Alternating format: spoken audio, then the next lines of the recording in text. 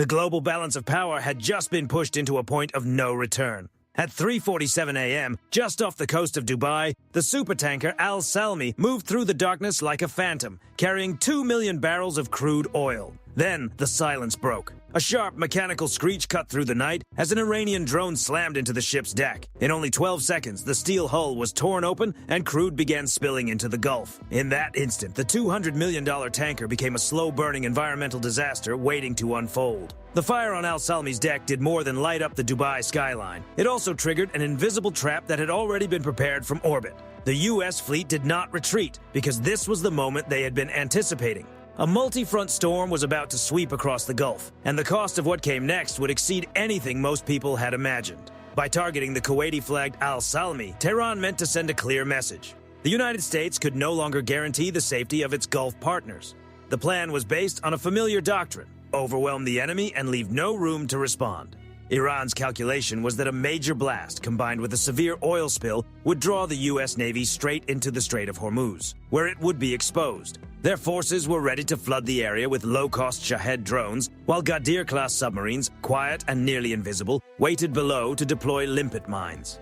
Everything pointed toward a devastating outcome. But Al Salmi was never meant to be just a victim. It was a ghost ship, a $200 million Trojan horse drifting on a sea of crude. 3 hours before the strike, the entire crew had been secretly removed and replaced by an advanced remote piloting system. The U.S. had deliberately guided the tanker 2 nautical miles outside its safe corridor, offering Iran a perfect piece of bait. Tehran did not hesitate. It took the lure completely.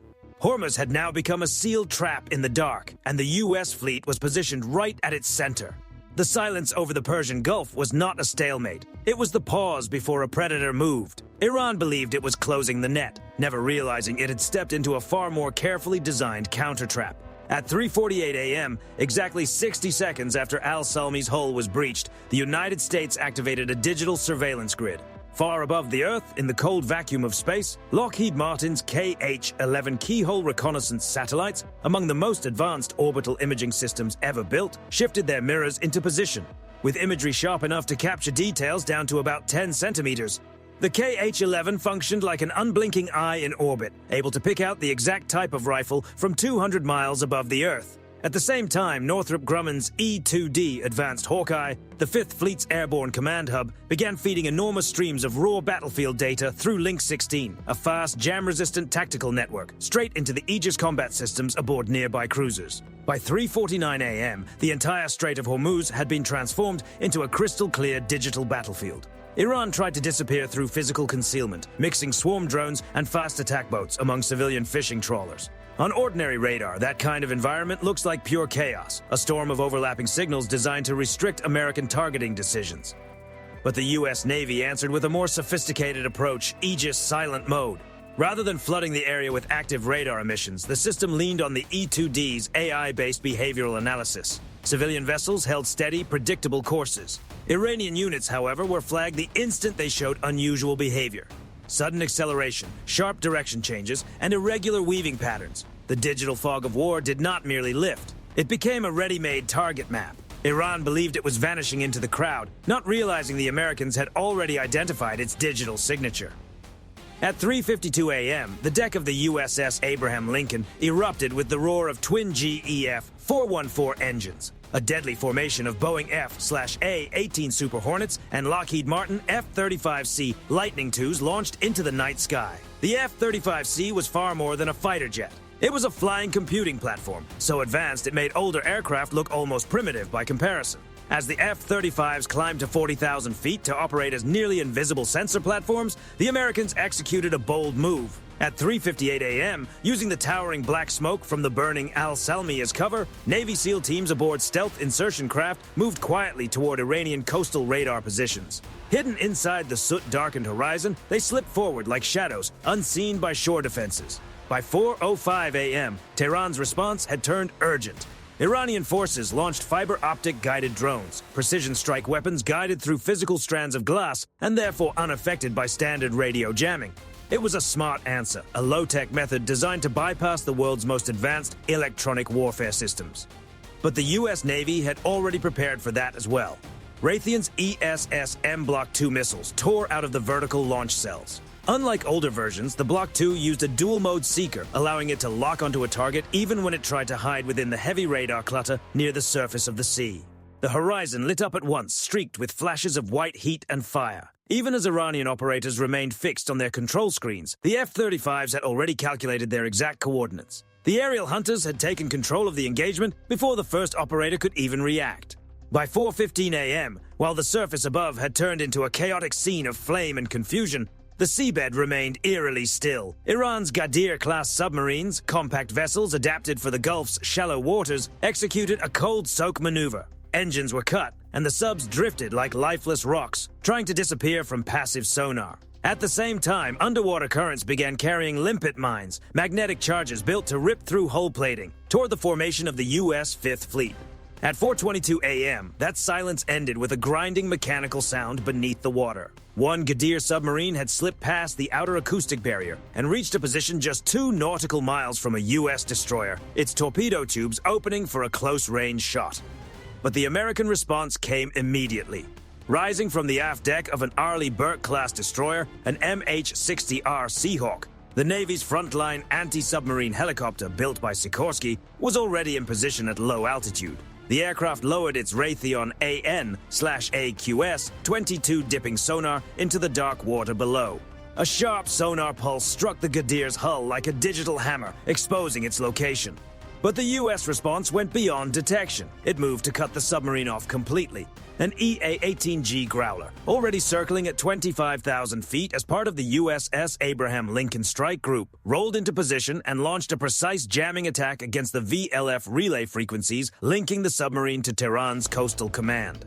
The goal was not simply to destroy the vessel, but to sever its connection to the mainland. In a single moment, the Ghadir's captain was left isolated, cut off from command, trapped in darkness, and unable to act just seconds before firing. The hunter had become the one caught, pinned inside the silence it had trusted to survive.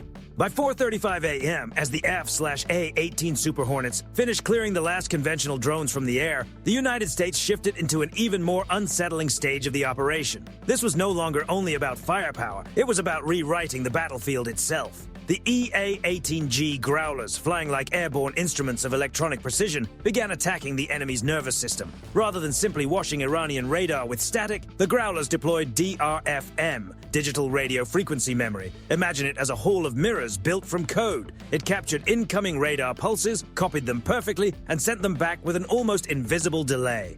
On Iranian screens, the effect was immediate and terrifying. What had been a relatively small U.S. naval formation suddenly seemed to multiply into a fleet of nearly 100 ships, appearing, vanishing, and shifting position at impossible speed. It looked like a phantom armada made of pure deception. In the confusion, Iranian coastal missile crews began launching valuable surface-to-air missiles at targets that did not exist. A stockpile worth hundreds of millions was being burned away on illusions generated by American software. For Tehran, every launch became a gamble, and each mistake left their arsenals thinner. But Iran still had one final option: fiber-optic drones. These were among the Gulf's most sophisticated threats, guided through physical strands of glass that made them immune to standard radio interference. They were not broadcasting through the air, so traditional electronic disruption could not easily reach them, yet they still could not escape physics. As those drones raced forward, the fiber-optic lines trailing behind them created a subtle but visible heat signature through friction. The F-35C's electro-optical targeting system, essentially a thermal precision sensor, picked up those trails the way a tiny spark stands out in total darkness. Instead of expending missiles on the drones themselves, the F-35s used the data to pinpoint the exact location of the control source. That was when the Growlers struck again, this time with a highly focused cyber-electromagnetic attack aimed directly at the ground control stations. This was not ordinary jamming. It was a complete disruption of the system's command function. In real time, Iranian operators watched their drones suddenly bank away, turn back toward the same bunkers they had launched from, and lose coordinated control. Some dropped into self-destruct paths, while others simply fell from the sky, lifeless and unresponsive. At 4:02 a.m., the collapse had become unavoidable. Inside Iranian technical units, engineers realized the control logic was breaking down as positions on their maps began jumping unpredictably. Urgent calls went out ordering units to shut down automated systems and switch to manual visual control. But the window had already closed. The U.S. had inserted a 90-second countdown into the network, and during that final minute and a half, Iran's defense grid was effectively blacked out. Its most valuable assets were left exposed, disconnected, and unable to respond. The opening was no longer small. It had been torn wide open, clearing the way for the next phase as incoming Tomahawk missiles approached. By 4:45 a.m., even before the first Tomahawk rose from the vertical launch cells of the Arleigh Burke-class destroyers, the outcome had already been decided.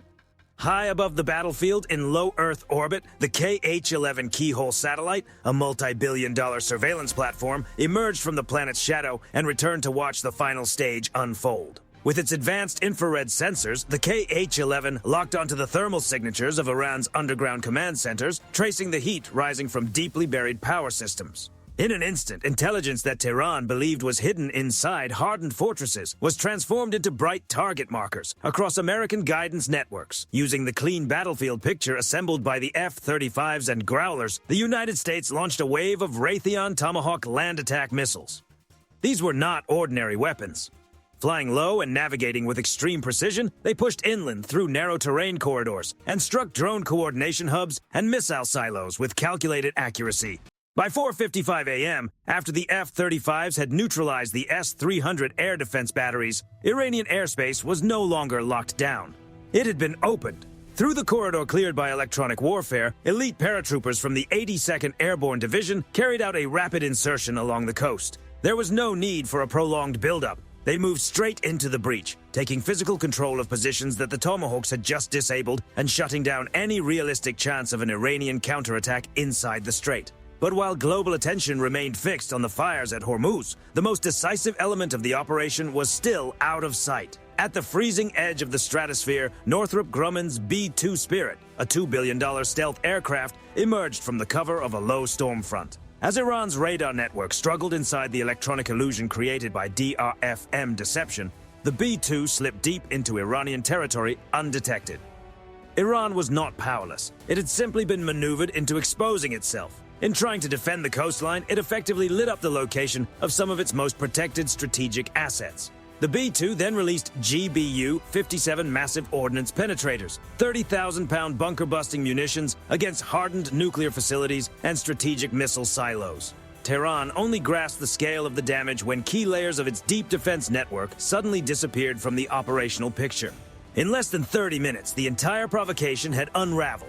Iran believed it was playing a dangerous game from a position of control, never realizing the United States had already read the board from the beginning. The strike on Al-Assad airbase was not the opening move. It was the justification Washington needed to bring the operation to its conclusion. The Fifth Fleet did not chase the fight. It drew Iran into revealing itself. What looked like a tactical success for Tehran became the very opening that allowed the U.S. Navy to take control of the entire battle space. And then, as always, the Persian Gulf returned to its familiar rhythm. The sun rose over the oil fields, the smoke began to thin, and the balance of power settled back into place. So the real question is this: will you keep trusting every signal that appears on your screen, or will you start looking beyond the surface before the truth is impossible to ignore? Let us know in the comments. DR